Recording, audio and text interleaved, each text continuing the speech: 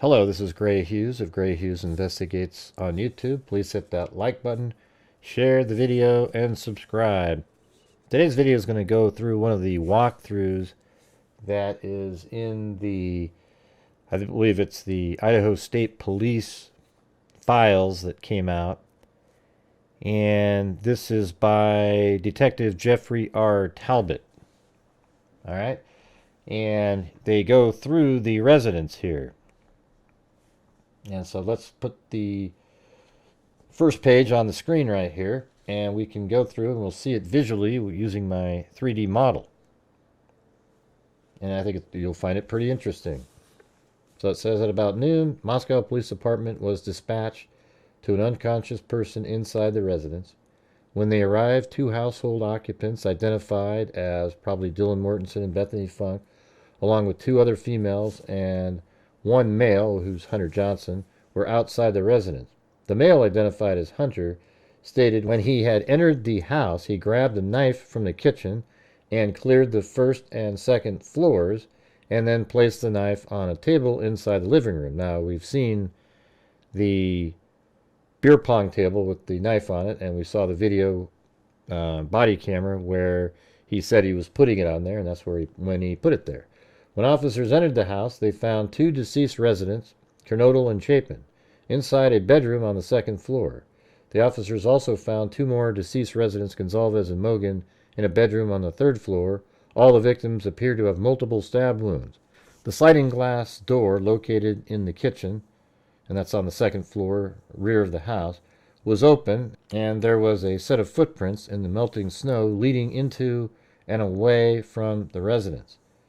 There was one shoe print near the western edge of the property, leading west into the neighbor's yard.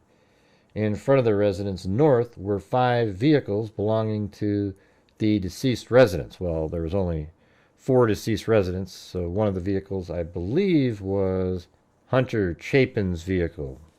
Sometime in the early morning hours, Dylan Mortensen was awoken and opened her room door. She had heard a male say, "It's okay, Kaylee, I'm here for you." Now, we know that that's not what was said. This officer is interpreting because Dylan had said she believed it was Kaylee going down the stairs, up the stairs first and then down the stairs, and then somebody said to her, "It's okay, I'm here to help you." And that's what was said, not "It's okay, Kaylee, I'm here for you." That's not what was said. And Dylan Mortensen didn't even say that in the outside when she was being interviewed. She then shut her door. A short while later, she opened her door again and saw someone approximately 5 foot 10 inches tall, dressed in all black with a ski mask, standing in the kitchen. She made eye contact with the person and could see they were Caucasian through the cutouts for the eyes. She shut her door again and texted Bethany Funk, whose bedroom is on the first floor, and told her to join her in her room, and Dylan ran down the stairs to Bethany's room, where they fell asleep. At about 5 p.m., after a search warrant was signed, Sergeant Blaker, Detective Payne, Latah County Prosecuting Attorney Bill Thompson, LCPA Ashley Jennings, and I entered the scene and conducted a walkthrough. As we entered the front north-facing first door, I observed the following. All right, so it says, as you enter the residence from the front door, there is a bathroom in front of you to the south. So, the house is oriented. When you're looking at the front of the house, you're actually facing south. There is a bedroom to the right, west. It appeared to be unlived in. To the left, east, was a staircase to the second floor and a small hallway. As you walk east down the hallway, a small mechanical room was to the right, or south. The hallway ended in a bedroom. The bedroom had clothing on the floor, and the bed was disheveled. Her dresser against the north wall, and this is Bethany Funk's room. So Bethany Funk's bedroom had clothing on the floor, and the bed was disheveled. Her dresser against the north wall had a broken door, and a drawer was partially open. There didn't appear to be any blood inside the room. So what they just described was, if you take a look at this 3D model here, that's the front of the house. And again, there's the front of the house right there. There's the door. See that? Right there. And in my 3D model, there's the door, and we'll be going inside the house. So they describe this exact same thing. Right in front of you is the bathroom door right there. And then to the right, this room right here is unused, but it's not lived in. It's an office. I guess Madison Mogan used it for an office, and it was also a storage room. And then right there are the steps they described that go up, and here's that hallway, and the utility room is right there on the right, that door, and then this is Bethany Funk's room, and then you go back out, and then that's the front door going outside, and these are the stairs that lead up. As you go up the stairs to the second floor, you enter a small living room area. There was a folding table set up on the west side of the area, partially blocking the entry to the west hallway. The table had multiple red solo cups on it, in game formation, beer pong, along with a small steak knife. There were multiple areas of red liquid on the table that appeared to be blood. As I walked west from the living room, there was a half wall to my right. I could see multiple drops and runs of red liquid along the entire half wall. Across the half wall north, I saw more red stains on the wall, above the first and second floor staircase. The stains and liquid were consistent with cast-off and appeared to be blood. Continuing west down the hallway, there was a bathroom to the left, south, with the hallway ending at a bedroom. On the north wall of the hallway, near the bedroom door, there appeared to be a red-colored transfer mark at approximately my shoulder height. From the living room, looking into the west bedroom, which is Xana Kernodle's room, I could see a female, Kernodle, lying near the center of the room. Her legs and arms appeared to be covered in blood. As I entered the bedroom, I saw multiple drops of red liquid near the entrance and multiple red-colored drips on the door above and below the doorknob. A male, Ethan Chapin, was laying in the bed, partially covered by a blanket and comforter.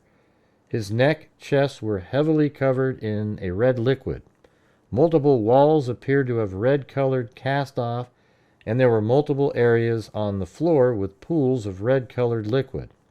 All the red-colored liquids appeared to be blood. Kernodle appeared to have multiple cuts to her hands, arms, and face. Chapin appeared to have a deep cut to the outer portion of his right knee and neck area. On a desk against the north wall of the bedroom was Kernodle's University of Idaho identification, along with a rolled-up $2 bill and a something consistent with something. So what they just described here in short form is, you go up the stairs, and then here's this beer pong table, and then you could see Xana Kernodle in the middle of the room lying there, and she had multiple cuts to her face and defensive wounds, and then Ethan Chapin apparently was on the bed. There's other descriptions where you couldn't really see his head because it was down below the mattress and between the mattress and the southern wall. They also described how, like, right here on this wall there's blood. There's drops of blood we've seen in images. You'll see here in this video, I'll put them in there. Right here on the ground, just right in this area. And I don't know if you can see my mouse, but right here next to the door down here on the ground, there were droplets there. Then there was blood apparently cast off along here. Now, I wonder if he was swinging his knife to try to hit Xana Kernodle, because apparently during the investigation they determined that Xana was attacked in her room. So you would think that any blood cast off over here would actually be probably Madison Mogan or Kaylee's. So there was blood also on this beer pong table. And back to this. Exiting the bedroom and walking east, there wasn't anything visible of interest in the bathroom. Outside the bathroom door, there appeared to be small drops of red liquid near the baseboard, a small smear of a red-colored liquid on the south wall, and a hair stuck to the wall. South of the living room was a small step down, and a bedroom immediately to the left, and that is Dylan Mortensen's room. South was a staircase to the third floor and a small storage area under the stairs. To the right was a kitchen. So now we are moving in this direction, just like this. All right, that room right there is Dylan Mortensen's room. These are the stairs. If I back up a little bit, there is the storage underneath the stairs, and the kitchen is right over here off to the right. Dylan Mortensen's room was messy with multiple items of clothing on the floor and a notebook in disarray on the floor near her desk along the north wall. Her bed was unmade, and her University of Idaho identification was on the floor near the south wall under her makeup desk. There was no apparent blood inside her room. The storage closet was tidy with nothing of interest noted. The kitchen counters were cluttered with dirty dishes, orange containers, and a fast food bag from Jack in the Box labeled Xana near the sink. The sliding glass door was just over halfway open. On the outside of the window on the south wall were 2 handprints and a possible face print on the glass. There were also red-colored drips on the north side cabinets near the sink and a red-colored liquid drop on the floor. The red-colored marks appeared to possibly be blood. So it says there were also red-colored drips on the north side cabinets near the sink and a red-colored liquid drop on the floor. The red-colored marks appeared to possibly be blood. And I don't know if we've ever figured out if it really was blood, but they were on the north cabinets there. So to show you that location, I'm going to fast forward it almost near the end, and then this is the kitchen. So this is Dylan Mortensen's room. Just to the left are the stairs. So this is the kitchen, and they're saying that there's blood on, these north cabinets. I don't know if they're talking about the upper ones or the lower cabinets, and then maybe some blood on the ground there. The sink in the actual house is kind of in the corner here, but the Jack in the Box bag was found right over in this general area over here. As I walk south up the stairs, they switch back to the north. On the center wall banister were red-colored liquid smears. They appear to be blood smears. At the top of the stairs was a small hallway. Directly to the left west was the bedroom of Kaylee Gonzalez. The bedroom was clean and the bed unmade, and a black-colored coat was lying on the ground next to the bed on the left side when looking from the foot of the bed. All right? That makes me wonder if that's Madison Mogen's jacket. Partially behind the door on the north wall was a wire dog kennel. There didn't appear to be any blood inside the room. On the right side east of the hallway, it ended with a bathroom. To the south of the bathroom was a small bedroom, Mogen's. There didn't appear to be anything of interest in the bathroom. So if we go back, here are the stairs going up. They switch back. There was smeared blood on here and going up the stairs. We haven't seen that particularly in the photographs. And at the top of the stairs, this is Kaylee Gonzalez's room. And apparently there was like a jacket on the ground over here. And then right there is the bathroom. And then that's Madison Mogen's room. Now, I haven't completed putting all the victims in the room, so there's only one victim in there. Obviously, we know there's 2 victims on the bed. I haven't put Kaylee Gonzalez in there yet. On the right side, east of the hallway, it ended with the bathroom. To the south of the bathroom was a small bedroom, Mogen's. There didn't appear to be anything of interest in the bathroom. As I entered the bedroom, there was a bed directly to the left or east. On the bed were Gonzalez and Mogen. They were covered by a beige color comforter, not pink like everybody said, with a large pool of red liquid near the center of the comforter. Multiple walls and the ceiling had multiple areas of red-colored cast-off. Mogen had multiple visible cuts on her face. So we heard one time that there was just one cut on her face, but now it sounds like he also cut her face really badly as well. Gonzalez had severe trauma to her face and visible cuts with a large amount of dried red-colored liquid on her face. There appeared to be aspirated blood coming from her mouth. Near Mogan's left hip was a tan-colored leather sheath partially covered by the comforter. On the door edge, I saw multiple red-colored transfer smears. The upper mark was at approximately my shoulder height. So they're saying on the door edge, I saw multiple red-colored transfer smears. So that means, he's got blood on himself, and while walking past the door, it smeared onto the door, thus transferring it from himself to the door. On the door's edge, I saw multiple red-colored transfer smears. The upper mark was at approximately my shoulder height. All the red-colored liquid in the room were consistent with blood. So what they're saying is they went into this room here, and obviously on the bed there's two different individuals. I was just kind of working on it, like her legs partially off. I did have the knife sheath sort of near her hip, and almost exactly like that. I don't know if that's how it was. We haven't seen a photograph of that yet. Apparently there was blood on the door, which should be right there. It looks like the door is sort of animated and moved off the screen. It's shut or something. But yeah, there's a door right over here that had transfer on it. And then you exit, and then you go back down the stairs. And this is Dylan Mortensen's room. And then here's the kitchen, and there's the sliding glass door, and there's footprints right over in that area. At about 5:24 p.m., I assigned ISP Detective Jake Schwecke to start a pre-evidence process video.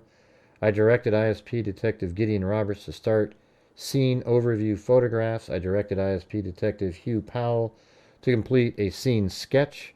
After the vehicle were videoed and photographed, I directed ISP Sergeant Darren Gilbertson to search them. The vehicles were a blue-colored Honda Civic, Arizona registration, a silver-colored Range Rover, Washington trip permit, a white-colored Chevrolet Cruze, Idaho registration, a red-colored Jeep Wrangler, Washington registration, a black-colored Ford Explorer, Washington registration. The interior were photographed with nothing seized as evidence. At about 6:30 p.m., I started 3D scans of Kernodle and Mogan's rooms. I mean, that's crazy. So they have absolute Faro scans of those rooms. I'm sure those will never be made public, but they had those available. All right, so I hope this helped people understand the layout of the house a little bit better still. There's still a lot of people that are confused about it. I hope it showed you where different items were found, especially like where blood was found, etc. And just gave you a better understanding of the layout of the crime scene, and using the narrative that was given by Detective Jeffrey Talbot. All right, so if you have any comments, put them in the comments section. Let me know what you're thinking. Thank you all very much for watching. I really appreciate it. And as I always say, until next time, be safe out there.